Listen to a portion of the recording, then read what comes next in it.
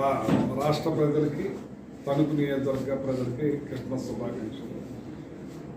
రేపు 27వ తారీఖున జగన్మోహన్ రెడ్డి గారు పిలుపు మేరకు కూటమి ప్రభుత్వం వచ్చిన తర్వాత తెలుగుదేశం చంద్రబాబు నాయుడు గారు విద్యుత్ ఛార్జీలు పెంచే ప్రసక్తే లేదు, నాణ్యమైన కరెంట్ ఇస్తాను, రేటు ఇంకా తగ్గిస్తాను అని ప్రతి చోట ఏ జిల్లాకి వెళ్తే ఆ జిల్లాలో మరి ఊకదంపుడు ఉపన్యాసాలు ఇచ్చి ఇవాళ విద్యుత్ ఛార్జీలు ఘోరంగా పెంచిన ప్రభుత్వం ఈ కూటమి ప్రభుత్వం, తెలుగుదేశం ప్రభుత్వం.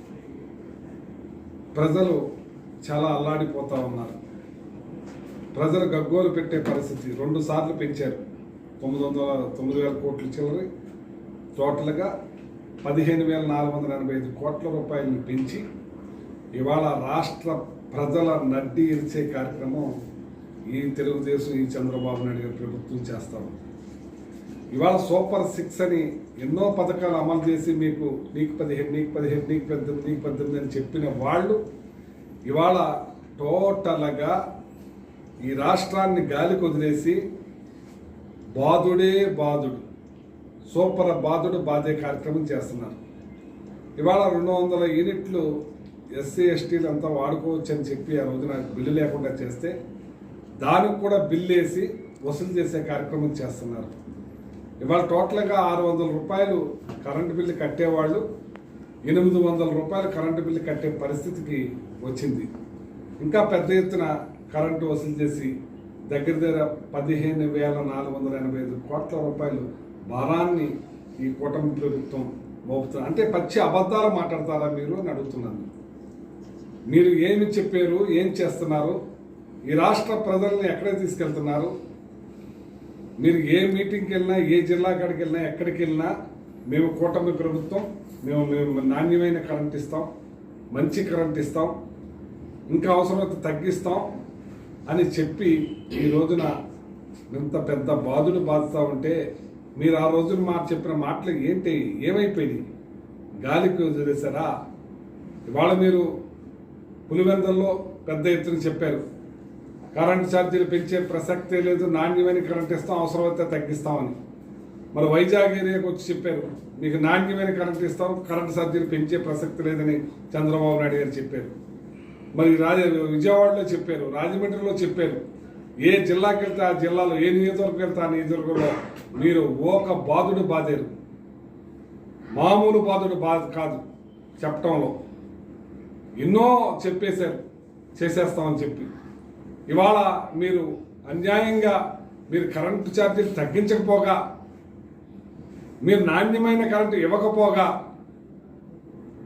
రాష్ట్ర ప్రజల నెత్తి మీద ఇవాళ 15,485 కోట్ల రూపాయలు భారం మోపి ప్రజలని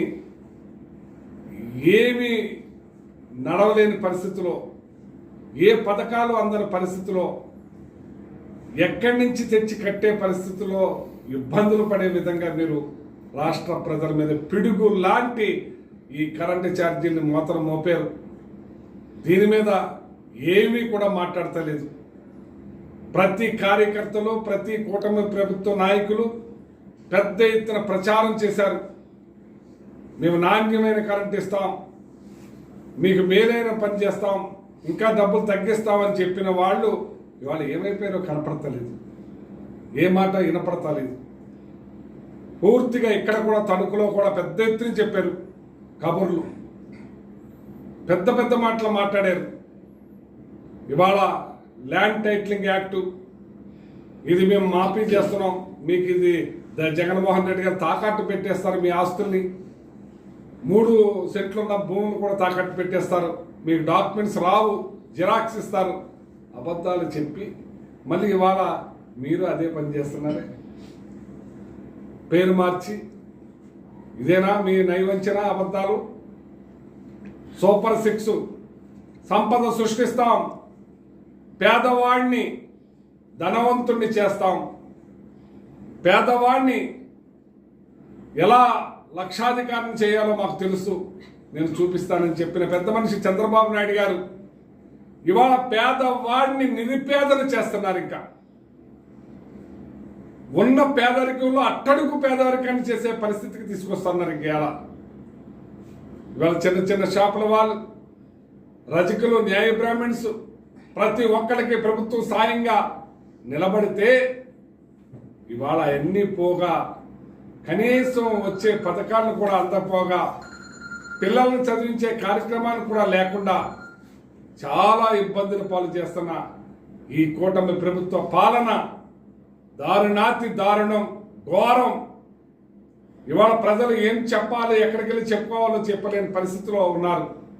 ఇటువంటి 15,485 కోట్ల భారాన్ని రాష్ట్ర ప్రజల మీద రుద్ది పేదరికంలోకి తీసుకుపోతున్నారు. పక్కన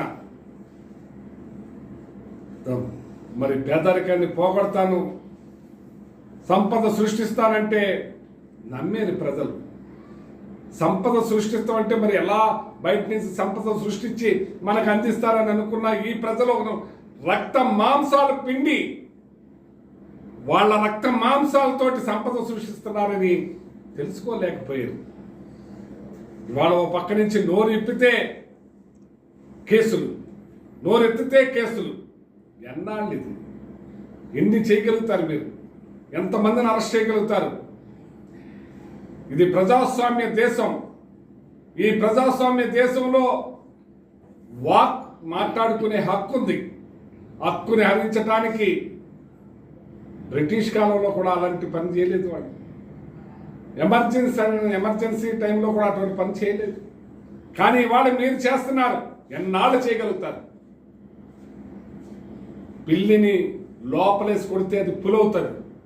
అలాగే మీరు ఏదో అనుకుంటున్నారు. ఈ అధికారులు కూడా ఎన్నాళ్ళు మీ మాట్లాంటారు? వాళ్ళకి కూడా భార్య, పిల్లలు, బిడ్డలు ఉన్నారు. మానవత్వాలు ఉన్నాయి వాళ్ళకి. మీరు చెప్పిందల్లా ఇక్కడి నుంచి చేసేది. ప్రజల మధ్యకి వెళ్తే మీకు తెలుస్తుంది. మీరు ఎన్ని అబద్ధాలు చెప్పారు, ఎన్ని అబద్ధ కల్పనలు చెప్పారు, ఎన్ని మోసాలుగా మాట్లాడారు. నయవంచన చేశారు ప్రజల్ని మీరు. ఈ నయవంచనతోటి మీరు ఎక్కువ కాలం సాగదు.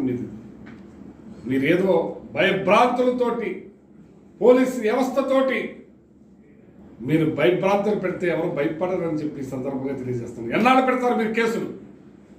ఎంతమందిని అరెస్ట్ చేస్తారు మీరు?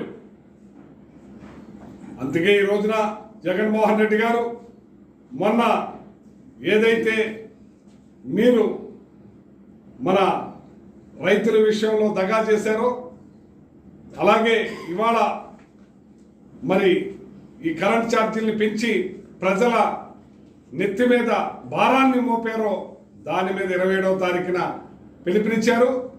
నియోజకవర్గ హెడ్ క్వార్టర్లో ఇక్కడ ఏడీ ఉంటారు కాబట్టి ఏడీకి రిప్రజెంటేషన్ ఇచ్చే కార్యక్రమాన్ని శాంతియుతంగా మరి ర్యాలీగా వెళ్ళి మన నరేంద్ర సెంటర్ నుంచి మన విమాక్స్ దగ్గర ఉన్న కరెంట్ ఆఫీస్లో ఏడీ గారికి లెటర్ ఇచ్చే కార్యక్రమాన్ని 27వ తారీఖు పొద్దున్న 9:30కి అందరం కూడా నియోజకవర్గం నుంచి అందరం కూడా అక్కడికి వస్తున్నారు. అక్కడి నుంచి అందరం కూడా కలిసి కట్టుగా ప్రయాణించి ఆ రిప్రజెంటేషన్ ఇచ్చే కార్యక్రమం చేస్తున్నామని చెప్పి సందర్భంగా తెలియజేస్తున్నాం. దీనికి నియోజకవర్గంలో ఉన్న ప్రతి ఒక్కళ్ళు ఎవరైతే ఇబ్బందులు పడుతున్నారో అందరూ కూడా దీంట్లో పాల్గొనాలని చెప్పి మనస్ఫూర్తిగా కోరుకుంటున్నాను.